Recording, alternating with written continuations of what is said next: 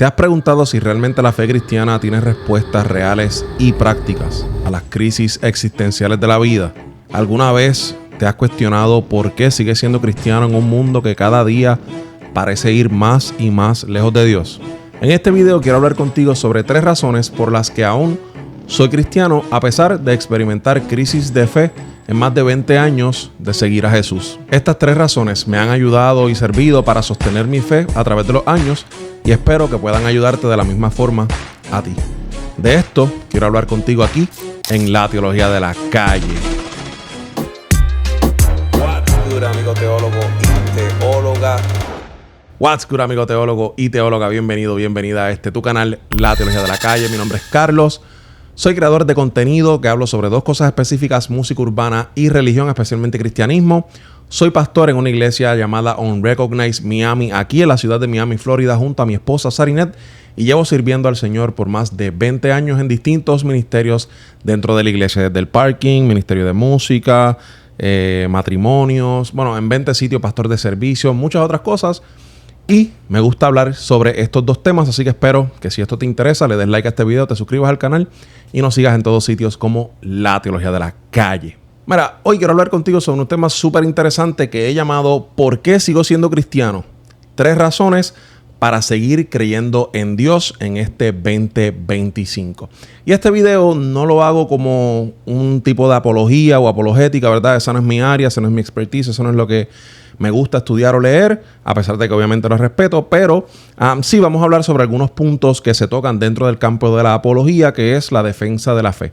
Estos puntos que te quiero compartir contigo son cosas que a mí, como un individuo particular, me han funcionado a través de estos 20 años y un poquito más, caminando y siguiendo al Señor Jesús.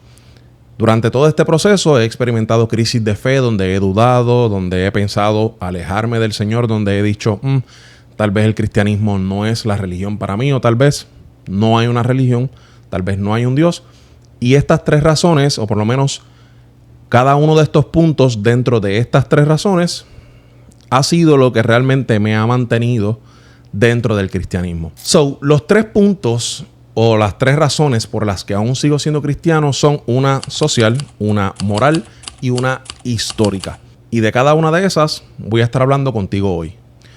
La primera es la social. Y sé que estás pensando, esto quiere decir que eres cristiano porque tus padres son cristianos y porque creciste en un país o en una comunidad donde todo el mundo era cristiano y donde el cristianismo era la fe dominante en esa área.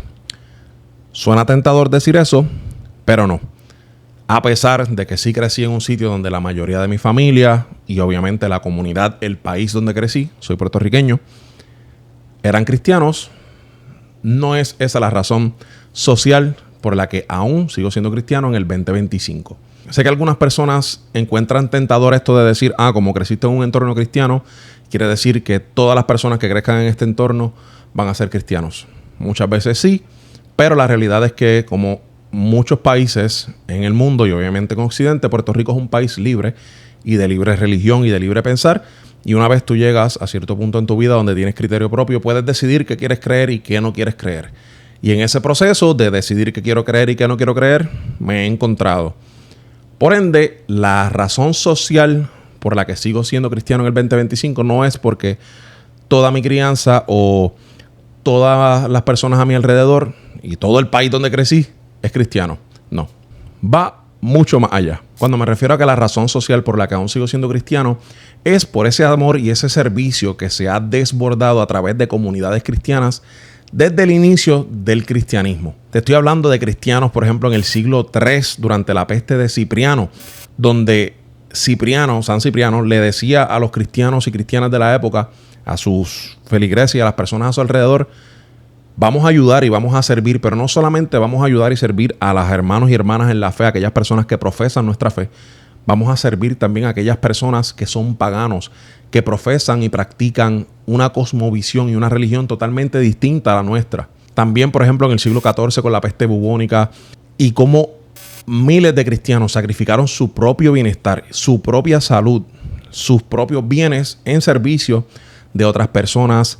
También el pastor Dietrich Bonhoeffer durante la Alemania nazi, los 1930, y cómo él y su iglesia, la iglesia confesante, decidieron llevarle la contraria a Hitler y a todo este imperio que estaba creciendo, porque las cosas que hacían y decían iban totalmente en contra de lo que el servicio y el amor cristiano querían hacer y representan y nos dictan lo que hacer. Ahora, sé que debes estar pensando, Carlos, pero es que el cristianismo no es la única religión que está activa socialmente sirviendo a las comunidades, incluso a personas que no profesan su misma fe.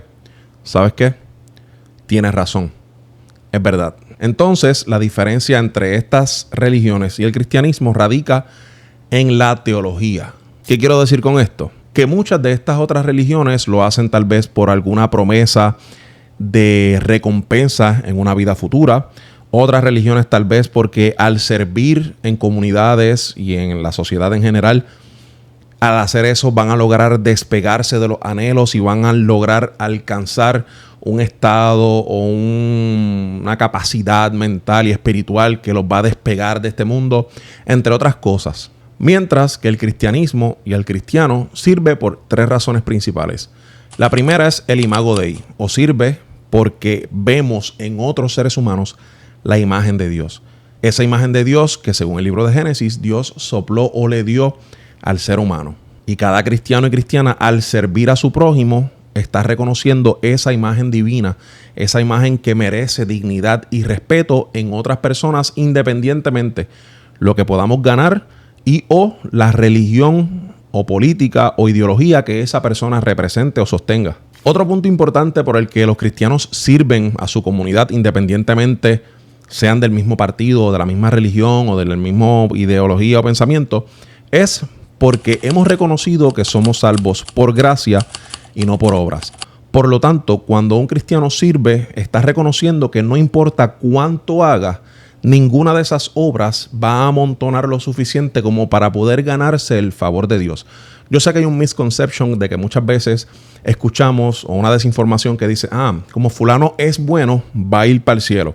Como fulana es buena, cuando se muera va a ir para el cielo. Y no es así como funciona el cristianismo. Ninguno de nosotros va a lograr alcanzar el favor de Dios y lograr adquirir la vida eterna por las buenas acciones. El cristiano que reconoce, la cristiana que reconoce que el Señor le ha salvado, es simplemente por gracia.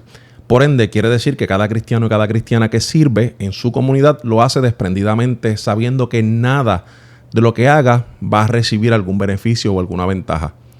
O al menos así debería ser. Un último punto que separa entonces al cristianismo y el servicio que conlleva el cristianismo de otras religiones es que básicamente Cristo nos modeló el servicio. Y lo que distingue al cristianismo de otras religiones es que en otras religiones te dicen, tú tienes que hacer X, Y, Z cosa o dejar de hacer X, Y, Z cosa para poder alcanzar la salvación o la gracia o la paz con Dios o el desprendimiento de los deseos de este mundo, etc. Mientras que en el cristianismo sostenemos que nada de lo que tú y yo podemos hacer nos acerca a Dios, sino que lo que Dios hizo se acerca al hombre. Por lo tanto, creemos que Dios se encarnó, Dios mismo tomó forma de ser humano y se acercó al hombre y vino a servir. No vino en esta forma divina o de Dios a decir, como yo soy Dios, sírvanme, sino que Dios mismo tomó forma de ser humano y vino a servir a las personas. Por lo tanto, cada cristiano y cada cristiana que ha reconocido al Señor como su Salvador, sabe y entiende que la responsabilidad que hemos tenido como parte del cuerpo de Dios es servir a los demás siguiendo el modelo y el ejemplo de Jesucristo, quien siendo hombre y Dios mismo, se dio para servir a los demás, sin esperar nada a cambio. La segunda razón por la que aún sigo siendo cristiano en el 2025 tiene que ver con la autoridad moral de Dios. Aunque este punto, como te dije al principio del video, tiende más a inclinarse hacia el área de la apologética o la defensa de la fe, lo que me ha ayudado a mantenerme siendo cristiano durante todos estos años es reconocer que Dios es la autoridad moral absoluta. Todos los seres humanos, eso incluye a ti y a mí, estamos bias o viciados a cierto lado o a ciertas inclinaciones en todas las áreas de nuestra vida. La única persona que no cambia a través del tiempo y el espacio y que su compás moral no cambia a través del tiempo y el espacio es el de Dios. Yo sé que a ti te ha pasado que tal vez has dicho en un momento, estas cosas no se pueden hacer y si yo estuviera en los zapatos de esta persona, tal vez de una celebridad que ha hecho algo con lo que tú no estás de acuerdo, lo hemos criticado y diríamos, yo no haría esto y nunca en la vida, no importa la circunstancia, lo haría. Pero la vida o Dios nos ha puesto en situaciones donde hemos enfrentado tal vez algo similar y cuando nos toca ese momento, nos vemos tentados y tentadas y decimos, tal vez esto no es lo correcto, pero es la manera de que yo puedo zafarme de este problema o de esta situación. Esos cambios morales con Dios no suceden. Por ejemplo, C.S. Lewis decía que la ley moral es un sistema de normas que no cambia a pesar de las cosas que uno quiere hacer. Por lo tanto, lo que está bien, lo que está mal, independientemente de cómo yo me sienta. Ese ancla que determina lo que está bien y lo que está mal, es y seguirá siendo Dios. Yo sé que muchas veces tú y yo pensamos que siempre tenemos la razón y que muy rara la vez nos equivocamos y que lo que tú y yo pensamos es decisivo y final y firme en cuanto a todas las opiniones que tú y yo tenemos. Pero como te dije, muchas veces esas opiniones y esos puntos finales y firmes que tú y yo tenemos están bias, ya sea por nuestra crianza, por nuestras opiniones políticas, económicas, sociales y demás. Si no hay entonces una ley moral trascendente, vamos a seguir fluyendo con diferentes corrientes, ideas, pensamientos o circunstancias que nos guíen a hacer lo que más nos convenga. Por lo tanto, Dios ha sido esa ancla trascendente moral, por así decirlo, en mi vida que me ha ayudado a mantenerme durante todos estos años en un camino correcto o la famosa ortodoxia, en el sentido de seguir los caminos de Jesús. Y este punto de la moral lo traigo no solo porque sea importante para mí, sino porque la moral es lo que nos ayuda a decidir lo que es justo de lo que es injusto. Y el tema de la justicia, y cuando se habla de justicia se habla también de misericordia, es un tema extremadamente importante para Dios. Por ejemplo, el teólogo N.T. Wright dice que la justicia es paz y reconciliación, no solamente retribución o castigo. Y esto es súper importante porque como cristianos hemos profesado que creemos en un Dios que es justo y a la misma vez misericordioso. Hay personas que entienden que estas dos cosas son dos cosas distintas y que no puede haber una reconciliación o no puede haber un happy medium entre ambas cosas. Estas son las cosas que vemos, por ejemplo, cuando escuchamos a alguien decir de que Dios es amor, pero también es fuego consumidor. Y por lo tanto, Dios te puede amar, pero a la misma vez te tiene que castigar. O Dios te ama, pero a la misma vez te aborrece. O Dios te ama, pero a la misma vez está molesto contigo. O Dios te ama, pero a la misma vez está esperando que falles para castigarte. Y eso no es real. La gracia de Dios, por lo tanto, es para todos. Y esta gracia de Dios no depende de la bondad o de la maldad del ser humano. Lo cual entonces nos lleva a todos los cristianos y cristianas a vivir vidas de segundas oportunidades para las personas. Como somos personas justas pero misericordiosas, como Dios es justo y misericordioso, debemos llevar entonces vidas que nos ayuden a buscar la justicia, pero a la misma vez a buscar la reconciliación y entonces la resolución de todos los problemas que podamos tener en esta tierra. Como por ejemplo Miroslav Volf, otro teólogo que dice que la reconciliación no se trata solamente de perdonar, sino de abrazar la humanidad de otras personas, lo cual debe llevarnos a vivir en una sociedad basada en el amor y la justicia. Estas son las primeras dos razones por las que hasta hoy sigo siendo cristiano. La tercera razón por la que aún sigo siendo cristiano en el 2025 es una razón histórica.